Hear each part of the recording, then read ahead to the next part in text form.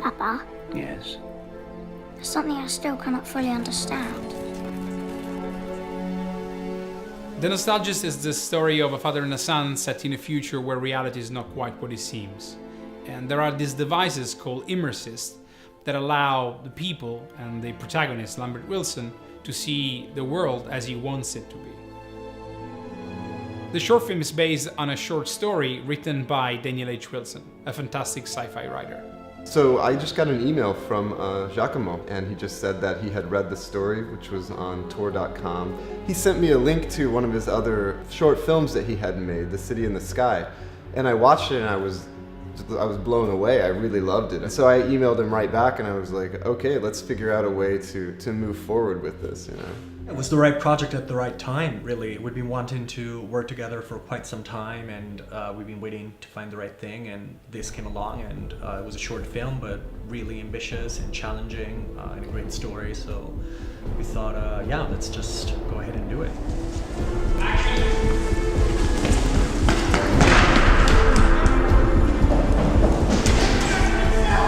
Right, still quiet, guys. And camera. And action.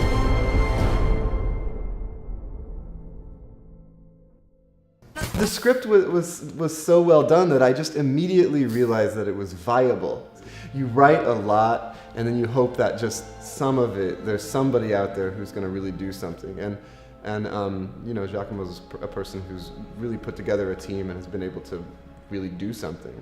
During the development of the script, I started talking to Daniel on how I could envision the idyllic reality, and I had an idea that was diverting slightly from the original story. Because I live in London, I thought about an idyllic reality that could resemble the Victorian world, a sort of Dickensian steampunkish reality.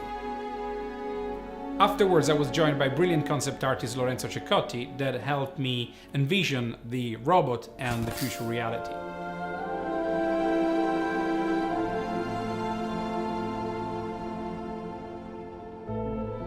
While I was in production, I was joined by production designer Chris Richmond and VFX art director Margherita Premuroso, who helped me creating the world of the Nostalgist both in the past and in the future.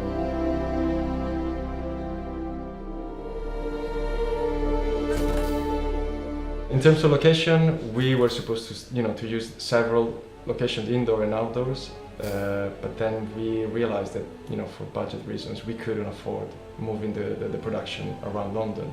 So we were looking for one single location that could, work in both worlds, the idyllic and the futuristic. Out of coincidence, I brought Giacomo's wife to a fashion show, which was set in the Farmilo building, and Giacomo loved the place. The Farmilo building has been used in very big productions such as Inception, the Batman trilogy, and the Muppet Show. Actually, it was pretty funny because right after we wrapped, the Muppets movie was starting, and so we knew we had to get out of there because the Muppets were kicking us out. Shooting in this incredible historical location in central London was both very exciting and inspiring.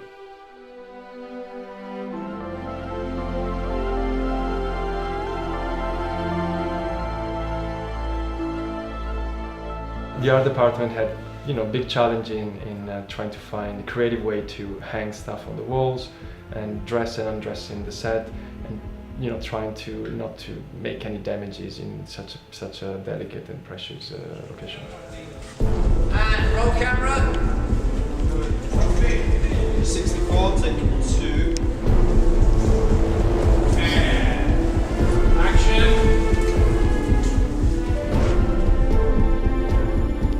Old boy, most perfect condition. The ID's not right. Do that yourself.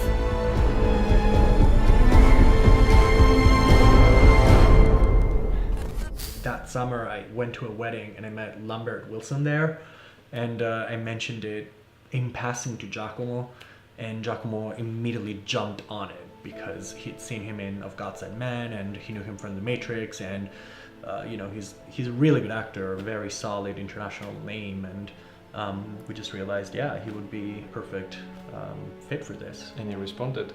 He loved the story, and then he came to London, we met, and it was a done deal. I immediately loved the concept of a short film that would be a science fiction short film, because I think that that's kind of like an amazing challenge. Short films are usually made with very limited means, and so no one would venture themselves into science fiction for a short, and I thought that was very brave. And then I loved the story. I thought the story was incredibly moving. I loved the story of this man choosing to hold on to something that he thought was more beautiful, more comfortable. This your shack? Where did you find that aim assist?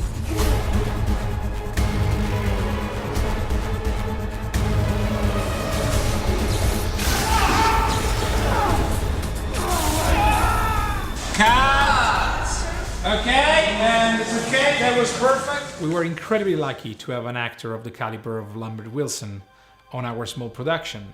And he was incredibly helpful, not just with me, but also with the super young and super talented Samuel Josling, who just came off his first feature film. One of the actors of the film is a 10-year-old boy, and we went through the usual casting process with Rose Wicksteed, our casting director.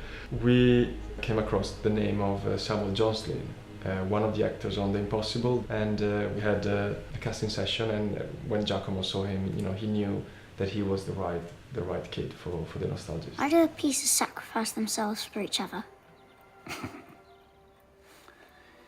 It's a tactic within a larger strategy. Checkmate. Another really interesting thing about the script, also from a production point of view, was to figure out a way to bring all these different characters and elements to life and visualize them, really. For instance, the militiamen, because they're this complex hybrid of, half human, half machines.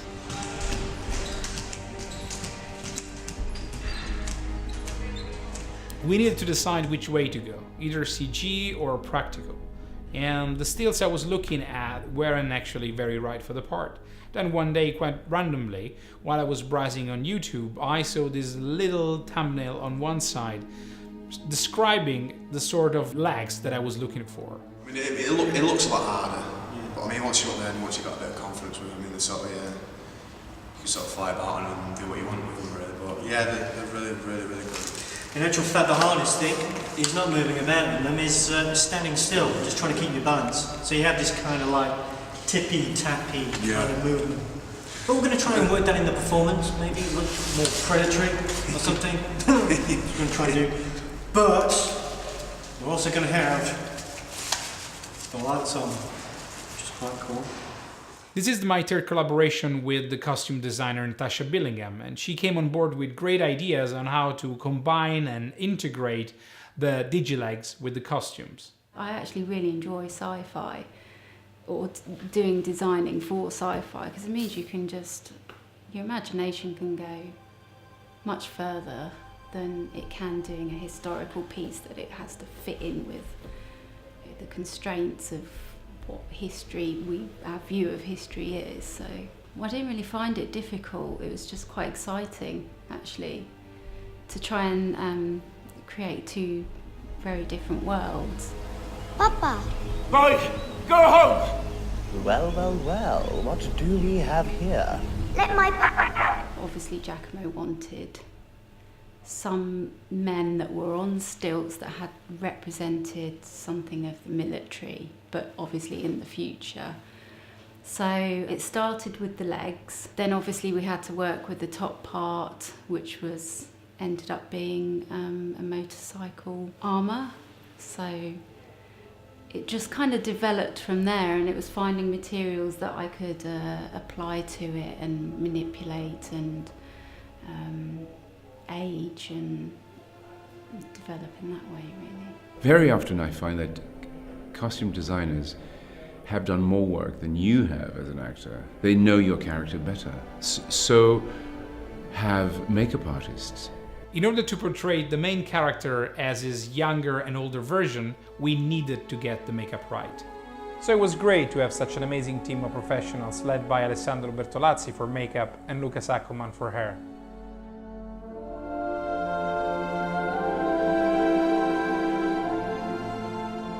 The aging must normally take between 2-4 hours. In that case, we have not only aging, we have also prosthetics because of stuff like disease, face, skin, and we can apply before put the aging or after, depends how is a part of the face. And we have also hair by hair, make a beard and then curl and retouch and color, and that is take really long time. But fortunately, I told you, sometimes we work in three people in the same face, like 6 hands in the face, and they move like a music was fantastic, perfect coordination, and they take along. In that case, we do everything in 2 hours and a half. When I worked with Alessandro preparing, doing the tests for the makeup, I realized that he had given it so much thought and time in preparation. So by listening to these people who have been working to prepare the wrapping, in a way, of your character, you absorb their thought process and you construct, sometimes at the last minute.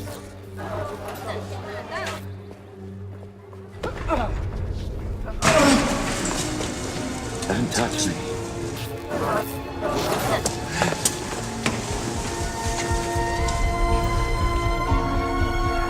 No! Fantastic! The photography was done by my good friend Gareth Munden, and he was always my first choice for this project. The inspiration that Giacomo and I drew is something that we're really interested in, and with all the projects worked on, is like 70s and 80s science fiction films, like Alien and Close Encounters of the Third Kind, Blade Runner, of course, being science fiction. So they're the things that really kind of inspired us, and that's the reason why we also chose to shoot anamorphic, because a lot of those, especially the Steven Spielberg films that we both grew up on, they're all anamorphic. That really excites me to use that. And we used vintage lenses as well from that period, maybe a little bit earlier, sort of handmade Cook lenses have been made anamorphic, fantastic lenses. I was very lucky to work with an incredible and experienced camera operator such as Peter Taylor.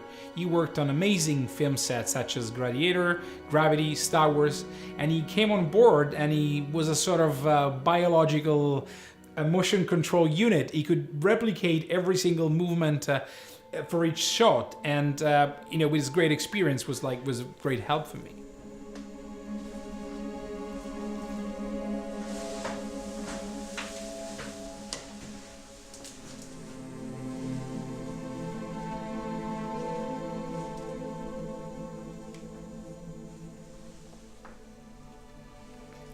It's definitely a challenge and definitely difficult to work on a film in the beginning when all you have are plates and don't have all the footage there.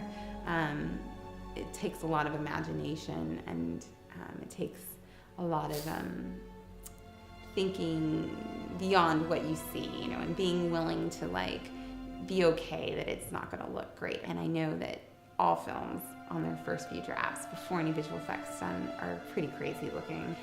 The film is extremely visual effects heavy, probably more than anything I've ever worked on for such a short film.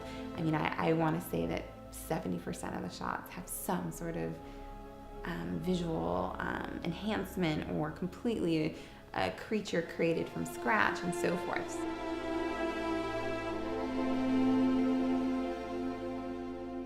Obviously, the VFX are a big component of the project, and we knew right away that we would need a lot of help, and we would need to find several partners, and it worked out really well. The visual effects for the Nostalgist include CG character animation, CG environments, various effects work, digital matte paintings, green screens, and rotoscoping and painting. Short film whose shot count includes 140 visual effects shots, 60 of which being with the CG robot. Numbers which are very ambitious for a short film and make it almost a sequence of a feature film rather than a short film.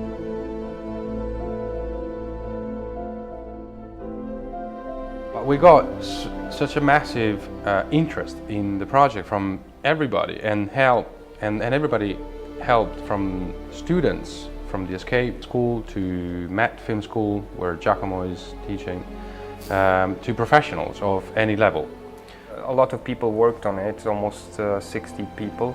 The major part of the work was done from here at Inky Mind, who's also our co-producer, and Minimal Visual Effects in Barcelona, Inky Mind in Milan, No Seams Visual Effects here in London, and various freelancers dispersed around the world, from New Zealand to Rome to as far as Bogota as well, who contributed with their skills and dedication to the realization of the short film. Don't touch me! Please stop! For the music, I needed a score that could mirror the structure of the film. So having a score for the idyllic reality and one for the futuristic one. And with Lorenzo Pigici, the composer, we had the idea of contaminating these two different themes. So what you have is a more classical and instrumental version for the idyllic reality with some electronic instrument that you can hear in the background, and on the future version we add this electronic music that is contaminated by this fantastic live orchestra of strings that we recorded in Budapest.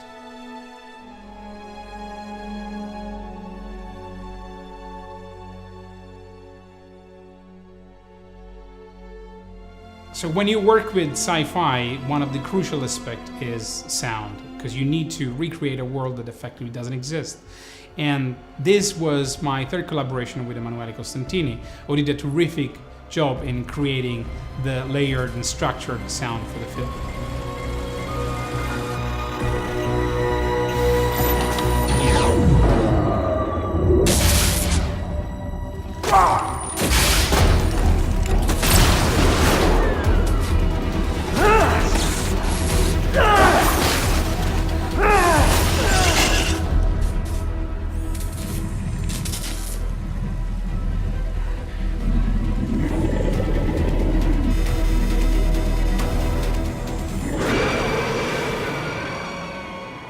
It has been an incredible ride for the last year, working with amazing talents, very creative people, and going through a Kickstarter campaign. And I also had a baby. And we're just 2 weeks from completion, and I cannot really wait for it.